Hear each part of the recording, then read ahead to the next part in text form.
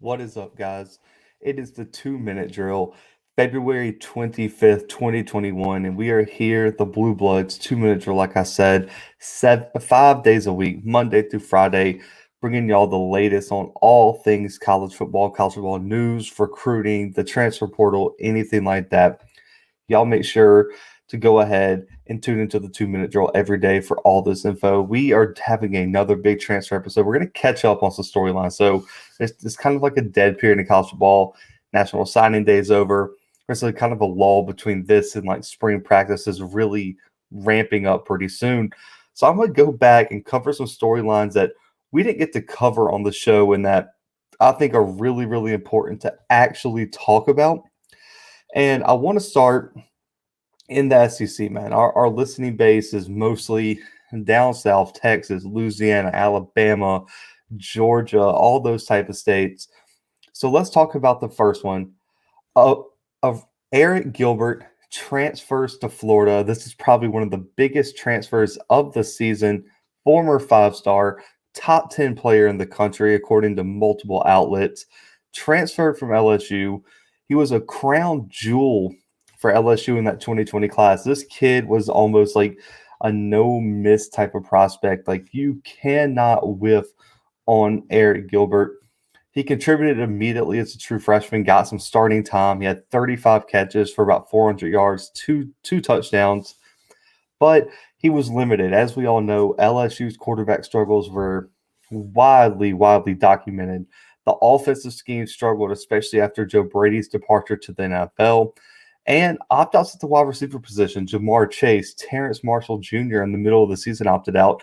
That put a lot of pressure on Gilbert to really step up and be ready, maybe more so than or quicker than was planned originally. And what would have happened if, let's just say, Chase and Marshall stay in there?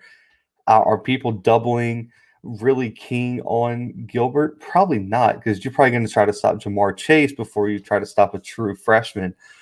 But listen, he committed to Florida about a month ago, January 31st. It was kind of a surprise, I would say. Like, yes, Florida was linked to him, but so were a lot of other schools. Georgia, huge. Everyone thought he was going to go back to his home state. Florida was linked to him.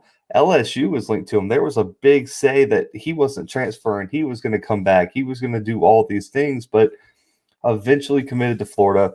This was a huge need. Put it in all caps. Do whatever you need to. This was a huge need. We all know what Kyle Pitts did this year. He's off to the NFL now. So the tight end position, that big kind of guy you can put in the slot, you can bring him down to block, all that. Gilbert is him. Look for him to be an immediate replacement for Kyle Pitts.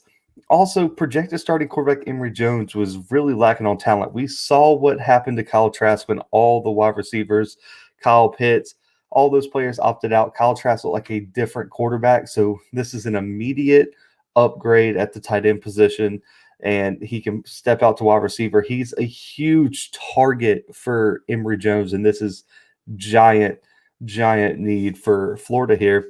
I think, listen, this is going to sound crazy because we all saw what Kyle Pitts was this year. I think Gilbert has the potential to be even better than Pitts does, but he has to show some maturity off the field.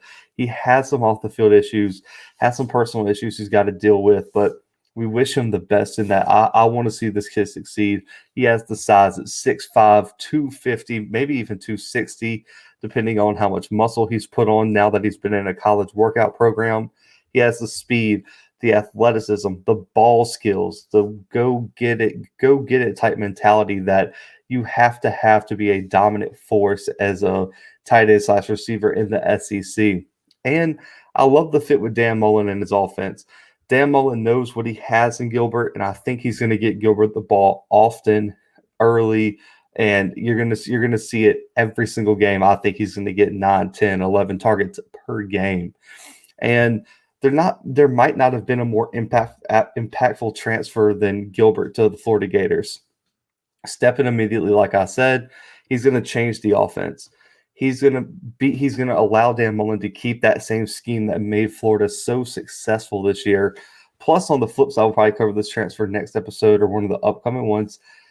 DeMarcus Bowman, 5-star running back transfers from Clemson. He's headed to Florida too. So they got a 5-star transfer, Lorenzo Lingard from Miami last year, and they got more 5-star defensive transfers coming in. This Florida team is going to be loaded. I'm looking for Gilbert to reach his full potential, maybe even compete for postseason awards. This is going to be a huge test. I'm going to be honest with you guys. A huge test for program discipline, program culture, and Dan Mullen's control of the program. He's been criticized so much for the brawl, what he said after, his control for the team, the discipline, the character of his players.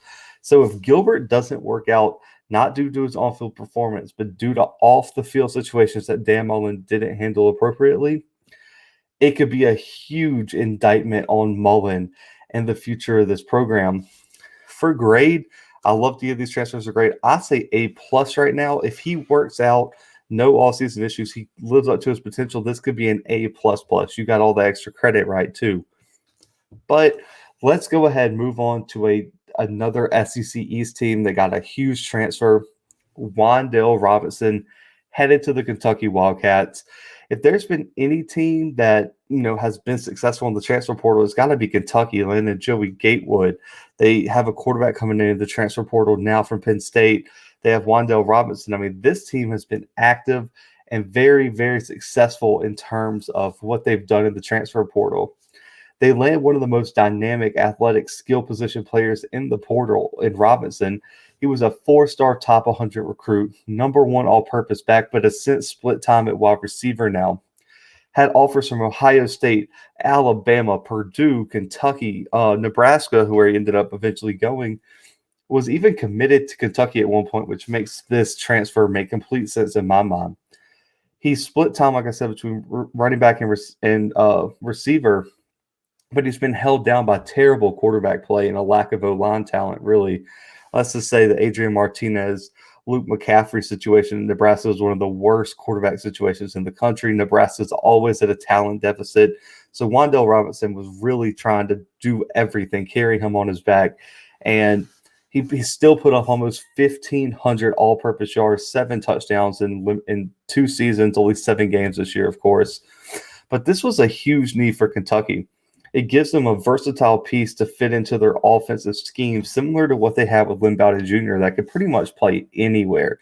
And we saw what he was able to do at this program. And this also helps because they have a major quarterback battle this year. And it gives coaches it helps them ease their mind that their quarterback will have an elite player to rely on. Joey Gatewood, Will Levis, and Bo Allen are all competing for that QB1 role. And then also, Liam Cohen was named the offensive coordinator on December 15th, and Robinson fits perfectly into what Cohen wants to do. I'll look for him to get a lot of touches, whether that comes from the running back position on the ground, jet sweeps, pass catching. It can come through ground, air, sea, land. It does not matter. He's going to get 20, 25 touches a game, most likely. And Cohen needed that go-to guy and he also, similar to what we saw with Sarkisian with Devontae Smith, he's going to be able to scheme him into successful situations because of how athletic and versatile Robinson really is.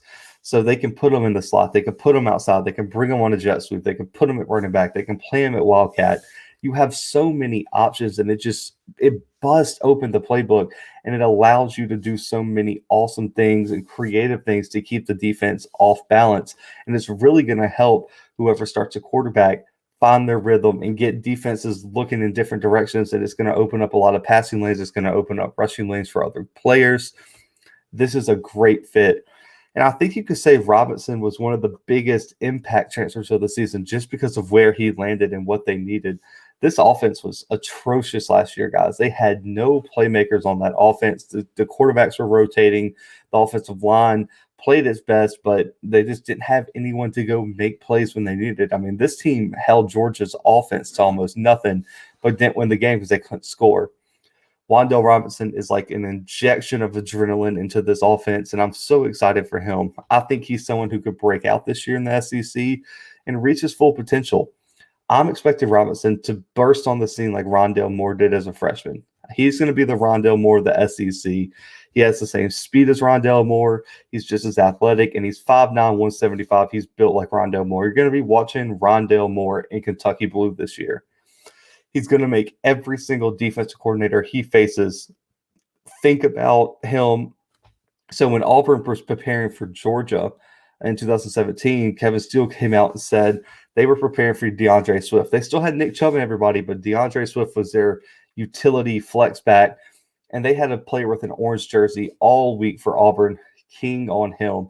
That's going to be WanDale Robinson for Kentucky. Defensive coordinators are going to say, if we stop WanDale Robinson, we stop this Kentucky offense, I think. And that's the type of impact transfer. For a grade, I would say an A, maybe a B+, depending on how he turns out. But I think the potential is there for an A transfer here for Kentucky. WanDale Robinson was one of the best players in the Big Ten this year. He's just one of the best players in the country that no one's ever heard of because of where he ended up and the struggles that Nebraska's had. And that is a wrap, guys. 2-minute drill, February 25th. Y'all know where to find the main podcast, man. We got our Virginia Tech interview out now with John Laser. We have a huge interview coming out tomorrow. Notre Dame punter Jay Bramlett, available on all podcast streaming platforms, and will be available on YouTube. So make sure you subscribe to the Bluebloods, man. Turn on that notification bell on the top. That way you get notified anytime we post any more content. We posted so much content this month, and it's going to keep coming just because it's the off season doesn't mean we stop. So make sure to tune in tomorrow to the 2-minute drill and our interview with Jay Bramlett. And if you haven't, make sure to catch up on all our ACC and 28 days interviews. We had almost every single school represented, and we're still in talks with some, so we might have to extend it a little bit into March. But we already have some Big Ten teams lined up for our Big Ten in 30 days segment theme coming up. So, guys, for right now and for your boy Zach,